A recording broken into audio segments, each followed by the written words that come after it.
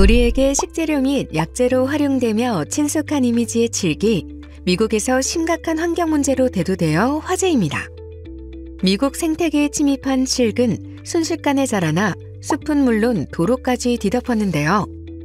여기에 그치지 않고 칠근 흙 속의 영양분을 모조리 빨아들여 땅을 황폐화시키고 다른 식물이 자라나기 어렵게 만들었습니다.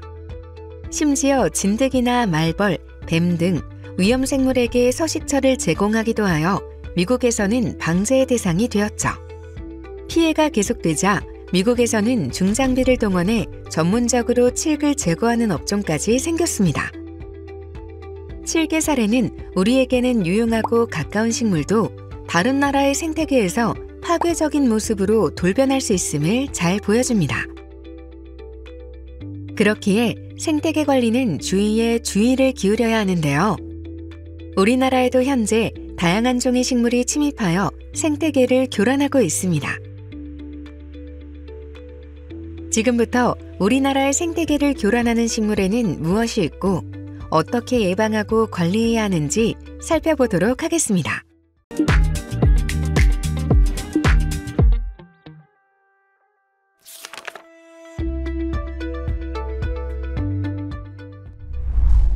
황소개구리, 붉은귀 거북, 베스, 뉴트리아.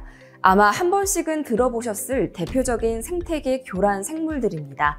이 생태계 교란 생물들은 전 국민이 그 문제의 심각성을 알고 많은 노력을 기울인 결과 현재 확산 범위가 과거에 비해 많이 줄어들었습니다. 하지만 생태계 교란 생물에는 동물만 있는 것이 아니죠. 여러분은 혹시 생태계 교란 식물에 관해서는 얼마나 알고 계신가요? 우리가 모르는 사이 생태계에 깊숙하게 파고들어 환경을 파괴하고 있는 생태계 교란 식물. 이번 시간에는 생태계 교란 식물과 그 관리 방안에 대해서 알아보도록 하겠습니다. 강의를 위해 오랜 기간 생태계 교란 식물에 맞서 우리나라의 생태계를 지키기 위해 힘써 오신 동북아 생물 다양성 연구소 현진호 대표님을 모셨습니다. 안녕하세요, 대표님. 예, 안녕하십니까. 반갑습니다. 현진호입니다. 네, 반갑습니다.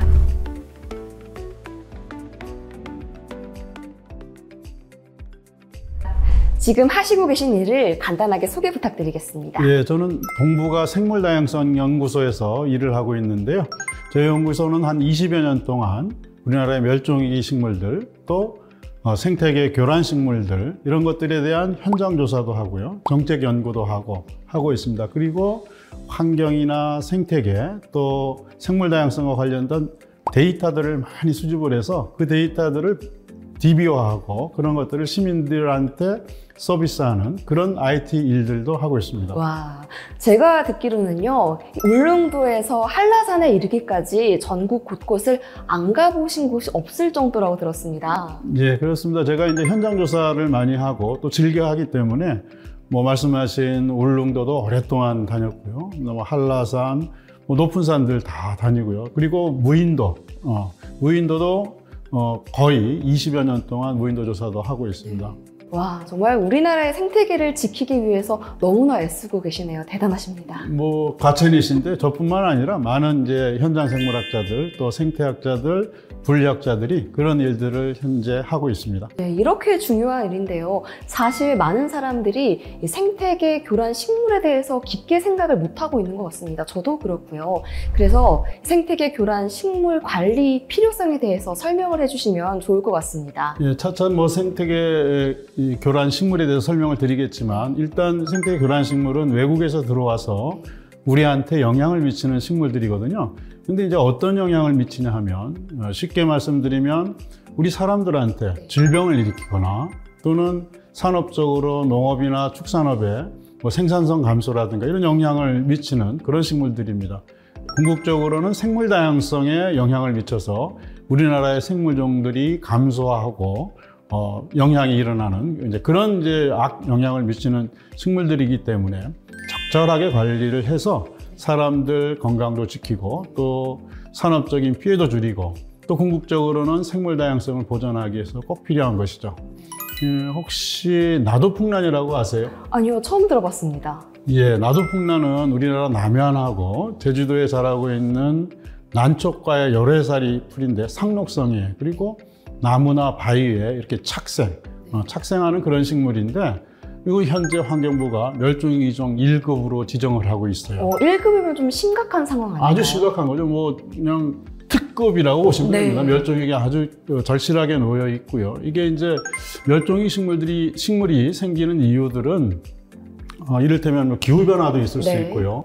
식물들이 살고 있는 생육지 자체를 파괴하는 것도 있을 수 있고, 그 다음에 오늘 우리가 얘기하는 외래종, 귀하종들이 침입해서 멸종에 이르게 할 수도 있고요. 여러 가지 이제 이유들이 있는데, 이 나도풍란 같은 경우에는 사람들의 채취, 집에 가서 꽃이 아주 아름답기 때문에 두고 보려는 그런 분들이 채취를 해갔기 때문에 과도하게 채취를 해서 현장에서 멸종되고 있는, 생육지에서 멸종되고 있는 그런 식물 중에 하나죠.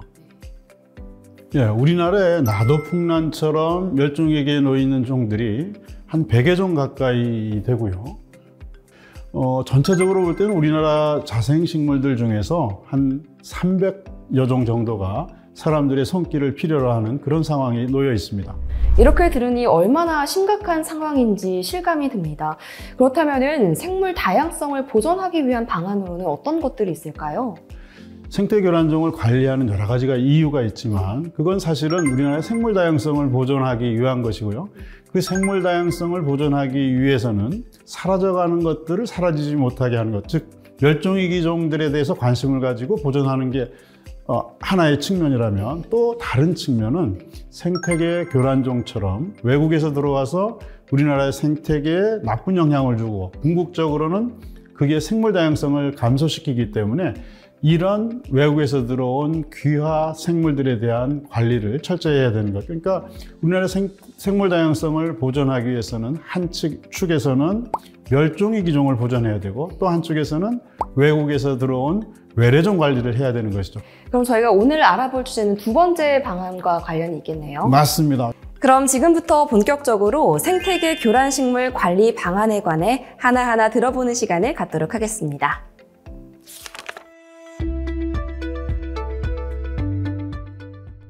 생태계 교란식물을 관리하기 위해서 알아야 할 것들이 있을까요?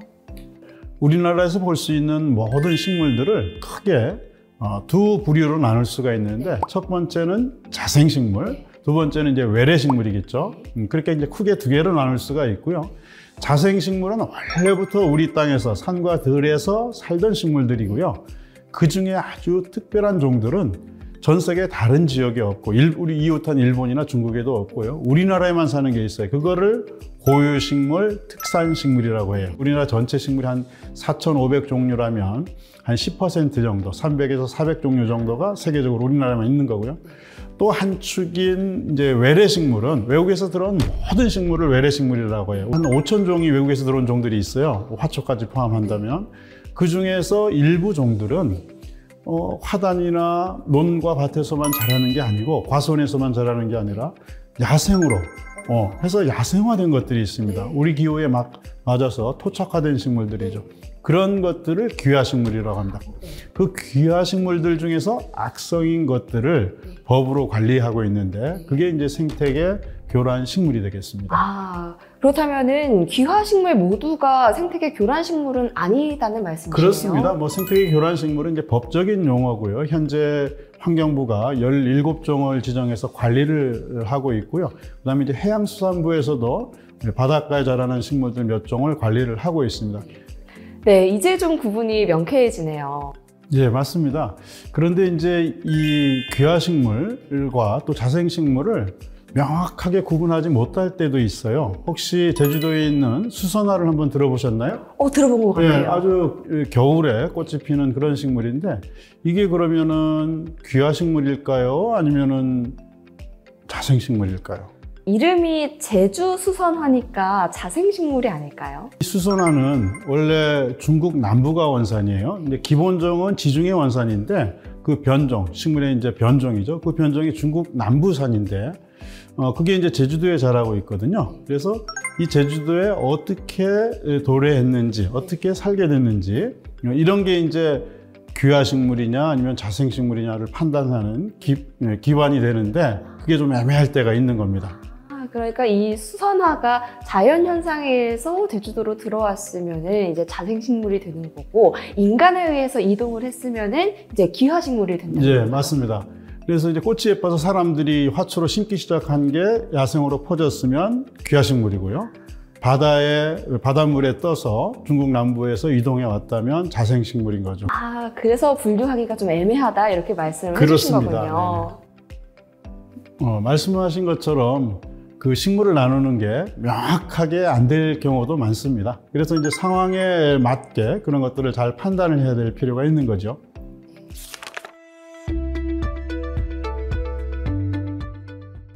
그럼 이제 생태계 교란 식물에 관해서 말씀을 나눠보도록 하겠습니다.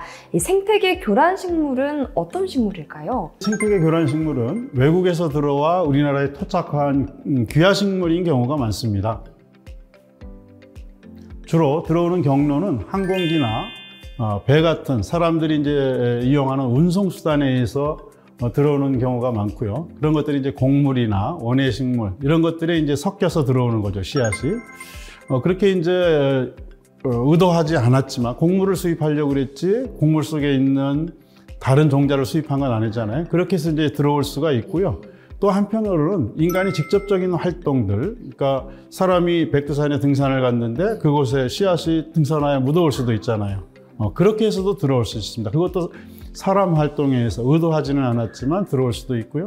또 꽃이 예쁜 원예종으로 가치가 있는 식물을 외국에 수입할 수도 있잖아요. 그렇게 한번 유입된 장소, 공항이라든가 항구, 또 외국군 주둔지 이런 데서부터 이제 소규모로 자라기 시작해요. 물론 식물원이나 화단도 될 수 있고요. 소규모로 자라다가 점점 세력을 넓혀가면서 우리나라 기후에 환경에 적응해가지고 점점 세력을 넓히면 바로 귀화 단계로 진입하게 되는 것이죠. 환경 적응력이 높을수록 기화식물이 될 가능성도 높겠네요. 그렇습니다. 우리나라 풍토에 잘 적응해야 되니까 그 한 예가 민들레 종류 중에 서양 민들레라는 게 있습니다. 서울에서 보실 수 있는 민들레, 3월 초순, 4월에 이렇게 피잖아요. 그 민들레는 우리 토종 민들레가 아니고요. 자생식물이 아니에요. 전부 다 서양 민들레입니다. 이 서양 민들레가 얼마나 적응력이 강하냐면 한국에 들어온 이후에 우리나라 도시에서는 거의 우리 자생 민들레들을 밀어냈습니다. 우리 민들레들도 이른 봄에 꽃을 피우는데 이 서양 민들레는 이른 봄에 꽃을 피우기도 하지만 가을까지 계속해서 피우고요. 더 놀라운 일은 우리 민들레들은 꽃가루 바지를 하고 정바지를 해야만 씨앗이 만들어지는데요. 네. 환경이 나쁜 경우에 서양 민들레는 그런 단계 없이 바로 밑씨가 부풀어서 씨앗이 만들어져요. 그러니까 얼마나 이 적응력이 강하겠습니까? 환경 적응력이. 그래서 우리 민들레를 밀어내고 서양 민들레가 이제 많아지는 것이죠.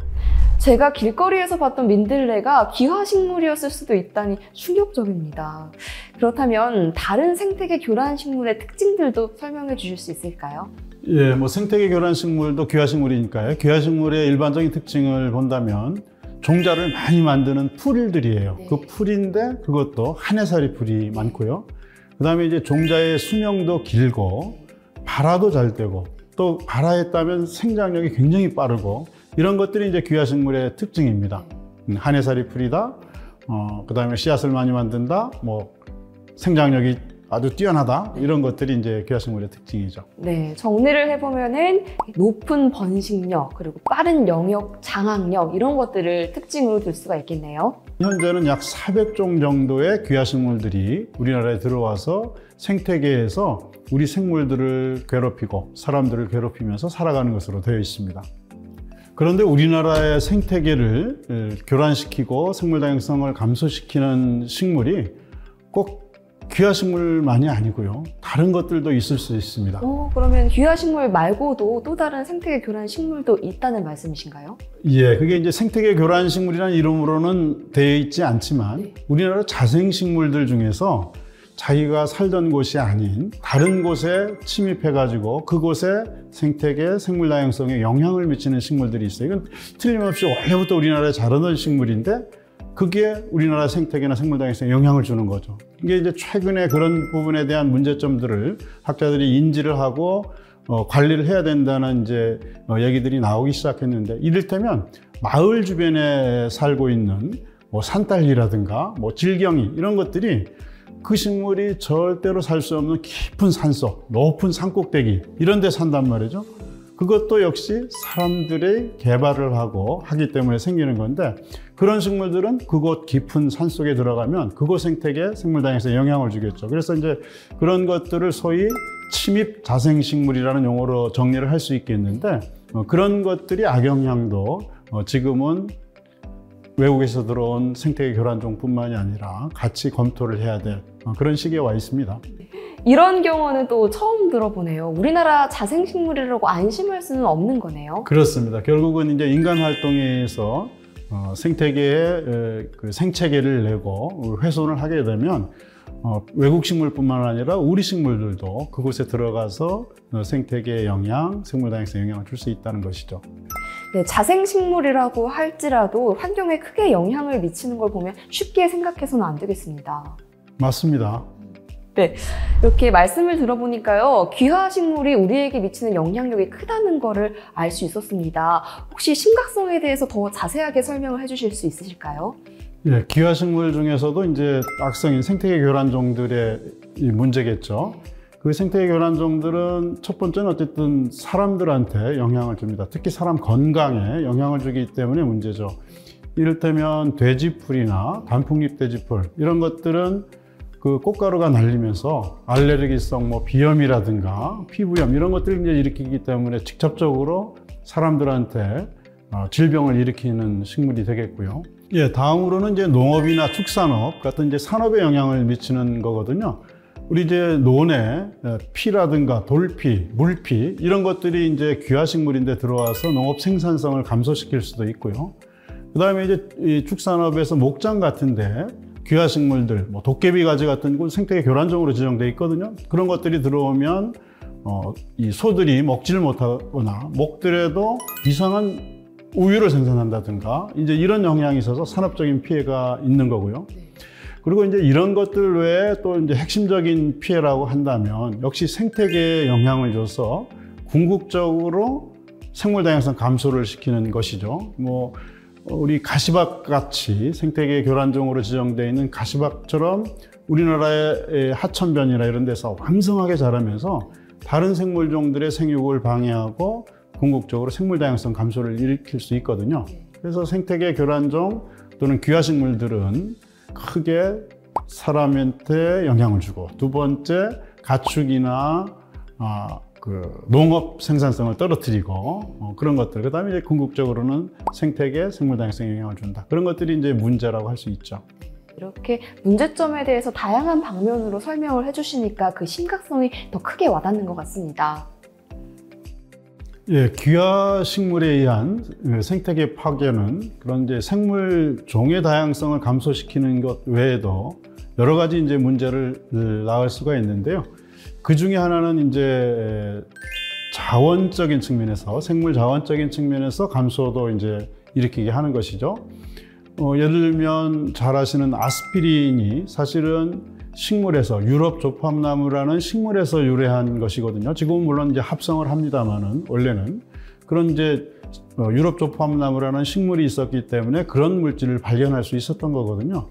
근데 이제 생태계 교란종이든 귀화식물들이 우리나라의 자생 생물종들을 감소시키게 된다면 미래에 그런 생물 자원으로서 활용할 수 있는 것 자체를 막아버리는 일이 되잖아요. 그런 측면에서 이 생태계 교란종이나 귀화식물들은 우리나라 생물 자원 측면에서도 영향을 준다, 이렇게 볼 수가 있습니다. 네, 알게 모르게 이 생태계 파괴로 인한 문제들을 우리가 고스란히 받고 있었네요. 네, 이렇게 말씀을 듣다 보니까 막연히 생각했던 문제들을 구체적으로 알게 되면서 생태계 보존을 위한 노력이 얼마나 중요한지 다시 실감하게 되는 것 같습니다. 그럼 이제 생태계 교란 식물에 관해서 알아보도록 하겠습니다.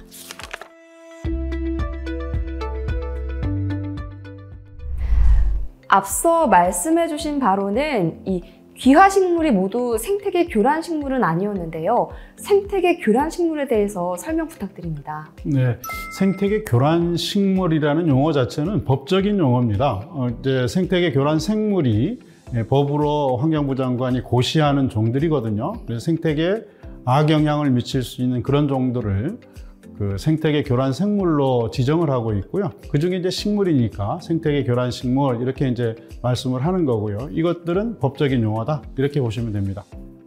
네, 생태계 교란종은 2024년 현재 환경부가 17종을 지정해서 관리하고 있고요. 아마도 지금 추세로 본다면 조금씩 더 늘어나서 향후에 늘어날 가능성이 아주 많습니다. 그 중에서 대표적인 가시박에 대해서 먼저 좀 알아보겠습니다. 네, 낯익은 이름이네요. 앞서 말씀해주신 그 식물이죠? 예, 맞습니다. 이 가시박은 북아메리카 원래 원산인데요. 우리나라에는 그 수박이나 호박의 대목, 그러니까 이제 접을 붙일 때 뿌리를 사용하는 그런 용도로 이제 수입이 됐는데 이게 이제 생태계로 나가서 지금 영향을 미치고 있는 것이죠. 한 해살이 풀인데도 덩굴성으로 길이가 6, 7m까지 자라요. 그래서 그렇게 크게 자라는데 길게 자라는데 잎도 상당히 커요. 그래서 강가의 버드나무나 이런데 덩굴성이니까 이제 기어 오르죠. 그러면은 잎이 너무 크기 때문에 버드나무가 광합성을 못하게 막아요. 그래서 큰 버드나무를 주게 해요. 한 해살이 풀밖에 안 되는 귀화 식물이 커다란 버드나무를 죽일 수 있는 그런 식물이죠. 그리고 이제 우리나라에는 이제 이 집약적인 농업을 하기 때문에 아직까지 이제 농사에 이렇게 큰 피해는 보고되지 않았지만 외국에서는 상당히 농사에도 피해를 주는 것으로 알려져 있습니다. 그래서 일본 같은 경우에는 옥수수의 수확량의 한 80 내지 90%를 감소하게 했다 하는 보고도 있고요. 해외에서도 악명 높은 걸 보니까 생명력이 어마어마한 식물 같은데요. 어마어마합니다. 이제 이 가시박은 암꽃과 수꽃이 따로 있는데 다른 포기 그루가 아니고 한 포기에서 암꽃과 수꽃이 같이 펴요. 그리고서는 가시가 달린 씨앗을 어마어마하게 많이 만들어요. 그 씨앗이 물에 떠서 사실은 하천변에 처음에 번지기 시작을 했는데 물속에 잠긴 채로 4, 5일이 지나도 생명력을 씨앗이 잃지를 않습니다. 그 정도로 강하고요. 그렇게 해서 우리나라 하천 전체에 퍼진 이후에 하천에만 있어도 좀 우리가 관리하기가 쉬웠을 텐데 이게 그 이후에는 산자락에 숲 가장자리로 다 퍼졌어요. 무인도에도 퍼져 있어요, 지금은. 그래서 지금은 어마어마한 속도로 번지고 있어서 지방자치단체들 중에서 충주시 같은 경우에는 조례로서 이 가시박을 퇴치하는 조례를 만들 정도로 아주 심각하고요. 우리나라에 이제 생태계 교란종이, 교란 식물이 17종이 있는데 그 중에서 대표적으로 퇴치를 하고 있는 각 지자체들이 퇴치를 하고 있는 그런 식물 가운데 하나입니다. 다음 식물에 대해서도 소개해 주시죠. 다음은 이제 단풍잎 돼지풀에 대해서 한번 설명을 드리도록 하겠습니다. 이 단풍잎 돼지풀도 역시 북아메리카인데 북아메리카 이제 동부 지역에 원래 그 야생하던 그런 원산지인 식물입니다. 이게 우리나라에는 오래전에 들어온 이후에 이 중부지방을 중심으로 해서 번지기 시작해서 지금은 전국에 다 번져 있습니다. 그리고 키가 우리나라에서도 한 2, 3m 정도 자라고 원산지에서는 6m까지 자라는데 키가 6m까지 자라는 식물인데 여러 해살이 풀도 아니고 한 해살이 풀입니다.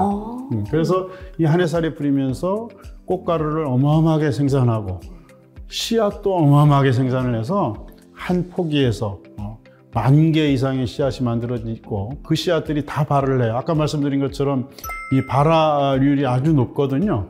종자의 발화율이, 씨앗의 발화율이 높기 때문에 한 포기만 제대로 자라서 열매를 맺더라도 어마어마하게 번식을 할 수 있고 또 그 다음에 이 꽃가루 알레르기나 이런 꽃가루는 사람들한테 꽃가루 알레르기를 일으키기 때문에 문제가 아주 심각한 식물 가운데 하나입니다. 네, 정말 큰 번식력을 가지고 있어서 주변 생물뿐만 아니라 사람에게도 나쁜 영향을 미치는 식물이라고 볼 수 있습니다. 그렇습니다. 사실은 이제 농업에도 영향을 미칠 수가 있어서 특히 이제 미국 같은 경우에는 그 콩, 대두의 한 50%, 옥수수의 50% 정도의 생산성 감소가 일어난다 하는 보고도 있기 때문에 우리나라는 뭐 농업 집약적으로 관리를 하기 때문에 아직 이 농업의 피해를 그렇게 받지는 않고 있습니다만은 실질적으로 기계농을 한다든가 이렇게 해서 대규모 농사를 하게 되면 피해가 예상되는 그런 식물 가운데 하나죠. 네, 우리나라 농업에도 영향을 미치기 전에 미리 대응을 잘 해야겠습니다.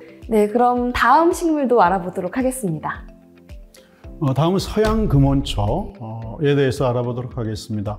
이 서양금원초는 제주도 여행해 보신 분들은 6월경에 가시면 6, 7월경에 가시면 중산간도로 있잖아요. 거기에 드라이브하기 좋죠. 그 길가에 노랗게 핀 꽃들이 있습니다. 제주도에서 이거 원예 식물을 심어서 우리를 반기나 그러실지 모르지만 그게 바로 생태계 교란종 서양금원초입니다. 그 정도로 제주도에 만연해 있습니다. 아마 이제 목초 씨앗 같은 데서 같이 들어와서 번지기 시작했는데 제주도 전체를 점령해 버렸고요. 지금은 남해안을 거쳐서 한 10여 년 전서부터는 서해안까지 올라와 있습니다. 네. 세계적으로 볼 때 이 서양금원초는 그 남극 대륙 외에는 모든 지역에 다 번져 있는 그런 식물이고요. 해발 2,000m가 넘는 산에까지 자랄 수 있는 능력이 있다고 되어 있습니다. 그래서 우리나라에 제가 보기에는 이 서양금원초가 서울 지역에도 앞으로 점점 많아지고 정말 퇴치곤란한 그런 식물 가운데 하나가 되지 않을까 싶습니다. 네. 특히 앞서 설명드린 가시박이나 단풍잎돼지 풀하고는 달리 이건 열애살이 풀이에요.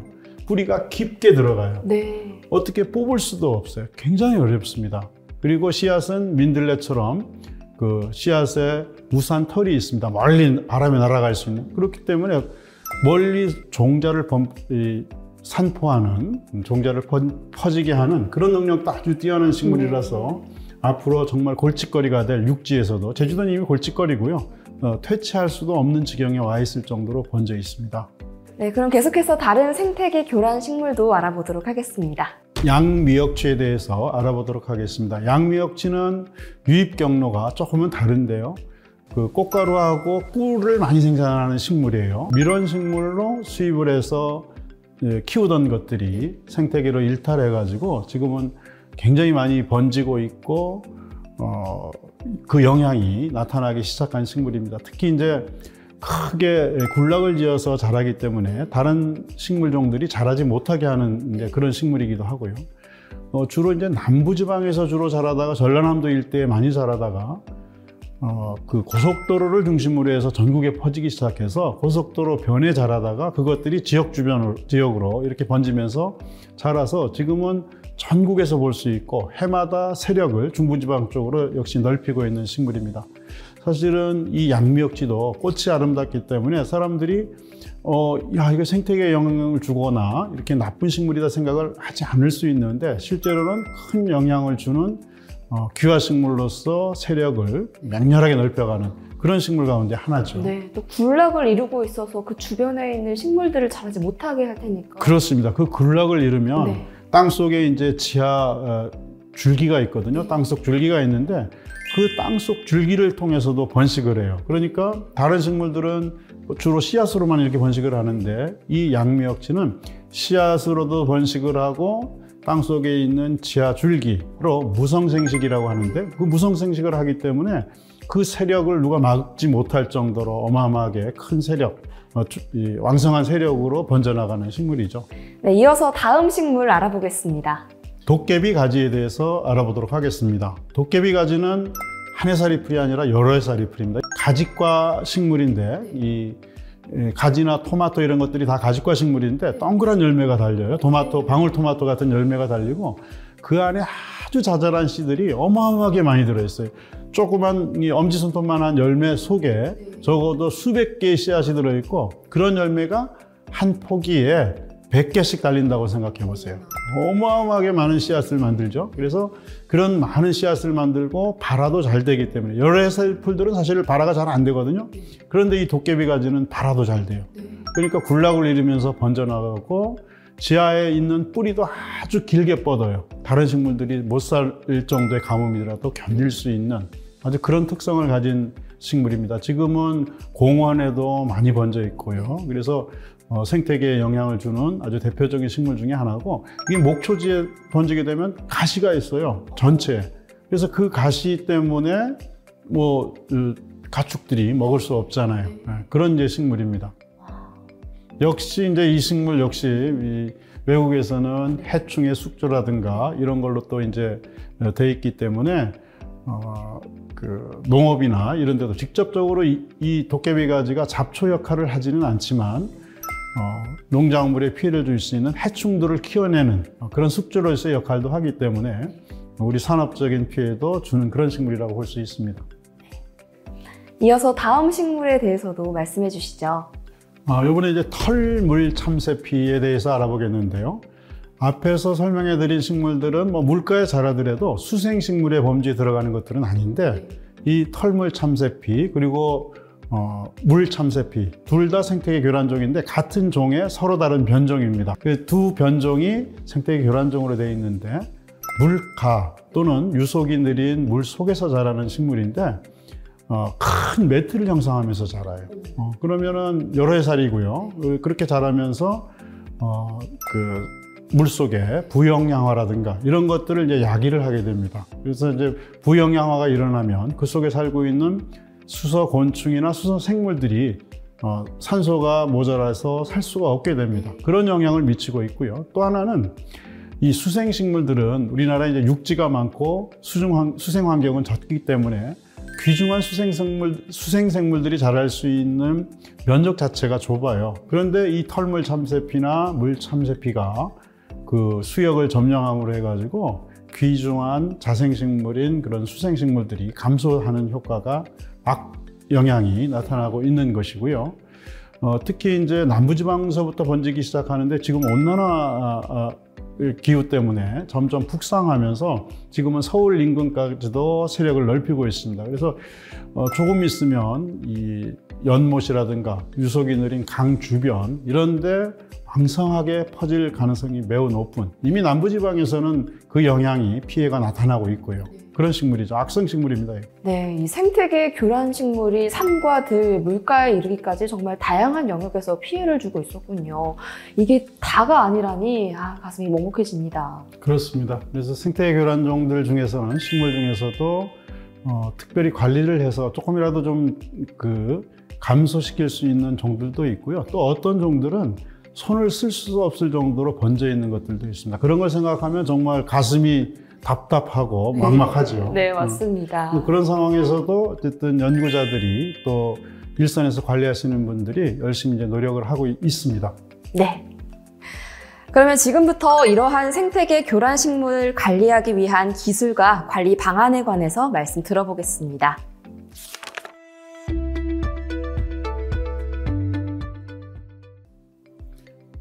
생태계 교란 식물의 관리는 크게 4가지로 나눌 수 있습니다. 생물학적, 그다음에 물리적, 화학적, 생태학적 퇴치입니다. 그 중에 먼저 생물학적 퇴치에 대해서 말씀드리면, 생물학적 퇴치는 외래식물 생육을 억제하는 환경을 조성하거나 경쟁종, 천적을 이용하는 방법입니다. 구체적인 사례가 있으면 좀 이해가 쉬울 것 같은데요. 설명 좀 부탁드립니다. 예. 네, 천적을 이용한 방제 예로는 가시박이라고 아까 우리가 설명을 드렸는데, 네. 그 가시박 방제 국산 우리 자생 곰팡이류를 이용하는 게 현재 개발이 진행 중에 있는데요. 네. 이 곰팡이는 어린 가시박을 줄기나 잎을 가해를 해가지고 거기에 이제 곰팡이가 생겨서 그 가시박을 죽이는 방법이에요. 그래서 이제 다만 이제 습한 환경에 이제 적용할 수 있기 때문에 가시박은 조금 발화가 늦어서 5월부터 발화를 하거든요. 그래서 6월에 장마가 들었을 때 이 자생 곰팡이류를 뿌려주게 되면은 거기서 곰팡이가 활성을 나타내서 자라게 되면 가시박 어린 것들을 공격해서 방지하는 방법입니다. 특히 이제 가시박은 이제 사람들이 접근하기 어려운 하천이나 이런 데도 자라기 때문에 그런 곳에는 이 곰팡이를 특별하게 만든 이런 펠릿을 만들어서 드론을 가지고 거기에다 뿌려줌으로 해가지고 가시박을 방지하는 이런 방법도 현재 이제 이용이 되고 있습니다. 네, 드론 덕에 손이 많이 줄겠습니다. 다음으로는 물리적 퇴치에는 무엇이 있을까요? 예, 이제 물리적 퇴치가 사실은 현실적으로 가장 많이 사용하고 있는 방법인데, 제초하는 겁니다. 뽑는 겁니다. 뽑아내는 것인데, 이게 이제 사람 인력에 의해서 해야 되잖아요. 그렇기 때문에 참 어려움이 많습니다. 재료비는 들지 않아서 초기 비용은 낮지만, 사람들이 이제 해야 되기 때문에 엄청나게 많은 인력이 필요하고 이런 거죠. 그리고 실질적으로 다 많은 인력의 인건비 자체가 많이 드는 방법이기도 한데, 지금은 이제 다른 방법이 없기 때문에 그걸 하고 있고요.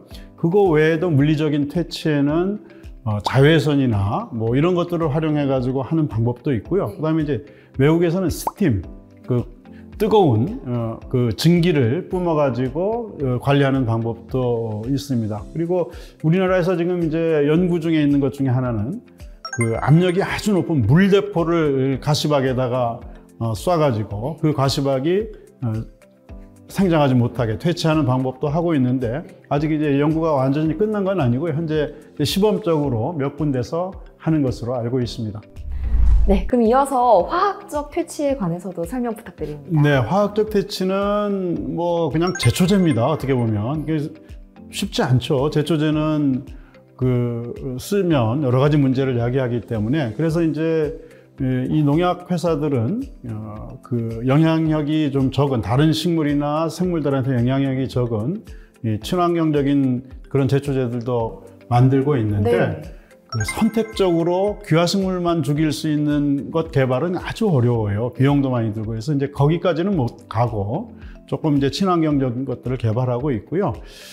그거 외에 이제 식물 유래한 이제 독성 단백질을 활용하는 그런 것들도 있는데, 지금은 우리나라에서 이제 칡과 관련해서 칡도 아주 골칫덩어리거든요. 생태계 교란종은 아니고 우리 자생식물인데, 근데 이제 칡을 제거하기 위해서 그런 식물 유래 독성 단백질을 가지고 캡슐로 만들어서 줄기 두꺼운데 넣는다든가, 아니면 밴드로 그런 독성 물질을 가진 밴드를 감아서 칡을 제거하는 방법들이 이제 활용되고 있는데, 그런 것들이 이제 화학적인 방법이라고 할 수 있는데 조금 제한적이고요. 다음은 이제 생태학적 퇴치에 대해서 보도록 하겠습니다. 이 생태학적 퇴치는 사실은 뭐 일종의 생물학적 퇴치일 수도 있는데, 그 생태계 교란종을 제거한 이후에 거기에 다른 대체 식물을 이렇게 식재를 한 다음에 함으로 해가지고 생태계 교란종이 더 이상 발을 못 붙이게 하는 그런 방식입니다. 현업에서 이런 이제 생태계 교란종을 관리하시는 입장에서는 굉장히 좋은 방법이죠. 한 다음에 거기다가 어떤 식물을 딱 심으면 더 이상 생태계 교란종이 들어오지 않으면 좋잖아요. 이제 그런 방식의 방제를 네. 이제 생태학적 퇴치 관리라고 할 수 있습니다. 네. 생태학적 퇴치를 하기 위해서는 고려해야 할 사항들이 굉장히 많을 것 같아요. 결국은 이제 어떤 식물을 대체 식물로 심을 것이냐 하는 그런 부분의 고민들인데요. 뭐 귀화식물 생태계 교란종을 제거하고 거기다 외래종을 심기는 좀 어렵잖아요. 그러니까 거기에 심길 것들은 자생종이고, 자생종이 이제 기본적이고요. 그 다음에 그거 외에도 한해살이 풀을 심으면 별로 효과가 없잖아요. 그래서 열해살이 풀, 그 다음에 관목, 키가 작은 나무입니다. 그런 것들을 심을 때 이것들도 주로 이렇게 매트를 형성해 가지고 빽빽하게 밀도가 높게 자라는 것들, 이제 그런 걸 심는 게 좋겠고요. 뭐 좋다면 꽃이 아름다우면 얼마나 더 좋아요. 이왕이면 금상첨화라고.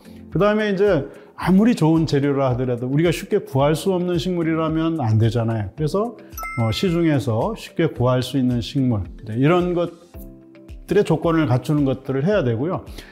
식물이 아까 앞에 있는 조건을 다 만족하는 것들이 있다고 하더라도 정작 심을 장소에 환경하고 맞지 않으면 자랄 수가 없잖아요. 그래서 내가 대체 식재를 할 장소가 어떤 환경인지, 물 빠짐이 너무 좋은지, 햇볕이 강한 지역인지, 뭐 이런 것들을 감안해 가지고 적절한 자생식물을 대체해서 심는다면 그게 이제 생태학적으로 관리하는 한 방법이 될 것입니다. 네, 이렇게 생태계 교란종을 퇴치하는 여러 가지 방법에 대해서 들어봤습니다.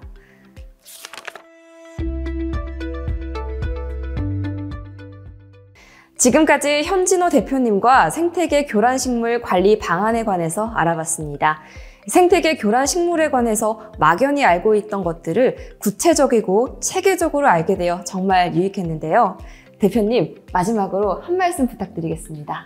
예. 생태계 교란종은 우리가 이제 관리 방안에 대해서 얘기를 하고 있지만 실제로 침입을 일단 하게 되면 관리하기가 굉장히 어렵습니다. 그래서 생태계 교란종들이 침입하지 않도록 하는데 좀 신경을 썼으면 좋겠는데, 가장 좋은 방법은 그 땅에 생채기를 내지 않는 겁니다. 교란을 시키지 않는 것인데요. 참 어렵죠. 그래서 뭐 농작물을 재배하는 밭이나 이런 데서는 할 수 없이 경작을 위해서 교란이 일어날 수밖에 없지만, 적어도 생태계 자체가 아주 좋은 국립공원이라든가 좋은 생태계에서는 땅을 벗기는 일, 그런 것들을 하지 않음으로 해가지고 생태계 교란종 자체가 침입하지 않도록 하는 게 중요하다고 생각하고요. 그것보다 더 중요한 것은 많은 시민들이 적어도 악성 기화식물인 생태계 교란종의 면면을 좀 알고 그런 것들이 우리 주변에 있다면 솔선수범해서 좀 없애는 일들을 하시면 좋겠다.